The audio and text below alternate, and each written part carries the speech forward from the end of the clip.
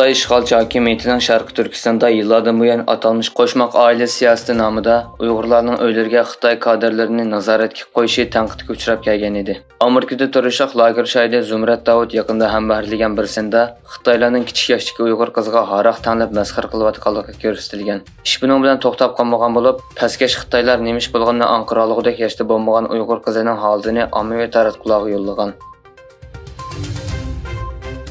Pakistandagi bir turkum o'limalar va tashkilot vakillaridan tashkillangan bir hay'at Xitoyning taklifiga binoan bu hafta Sharq Turkistonga berib ziyoratini boshlagan bo'lib, Xalqaro Sharq Turkiston Tashkilotlar birligi buningga qattiq norozilik bildirgan. Egilenishicha, Pokiston ziyorat o'miga 17-yil Qashqarga yetib borgan bo'lib, E'tikof jamoasini ziyorat qilgan. Xalqaro Sharq Turkiston Tashkilotlar birligining bayonotida Pokiston diniy zotlar ziyorat o'migining Sharq Turkistondagi ziyoratiga qattiq norozilik bildirgan va ularni Xitoyning yolg'on tashviqotlariga aldanmaslikka, Sharq Turkiston haqida bayonlarda haqiqatni so'zlashga chaqirgan.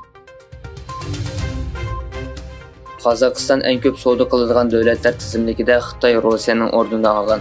Qozog'iston Davlatlik statistika institutining sonliq ma'lumotlarini asos qilgan xabarga asoslanganda, Qozog'istonning bu yilning oldingi 5 oyida Xitoy bilan bo'lgan savdo summasi 10 milliard 700 million dollar, Rossiya bilan bo'lgan savdo summasi 10 milliard 500 million dollar bo'lgan. Qozog'istonning muavin diplomatiya ministri Almas Aydarov Ostonada o'tkazilgan muxbirlarning kutilish yig'inida qilgan so'zida Rossiyadan Qozog'istonga mablag' solishning 20% tuvalliganligini bayon qildi.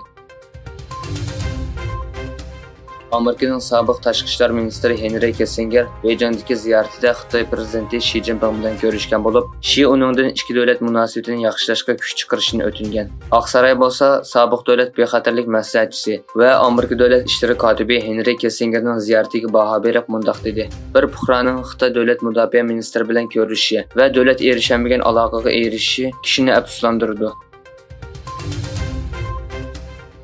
Xitoyning Boran 0558 nomli xakerlar guruhining axborot to'plash maqsadida Amerikaning Beijingda turishliq bosh elchisi Nicholas Bornus bilan Sharq Osiyo va Tinch okean ishlariga mas'ul muavin bosh kotibi Daniel J. Kertenbergning elektronlik xatlarini qo'lga tushirganligi e'lon qilindi.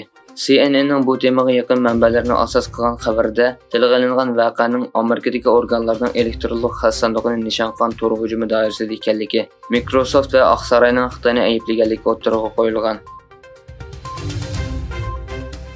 Amerika, Koreya va Yaponiya rahbarlarining avgustda Amerikada 3 taraf yig'ini o'tkazganligi xabar qilindi.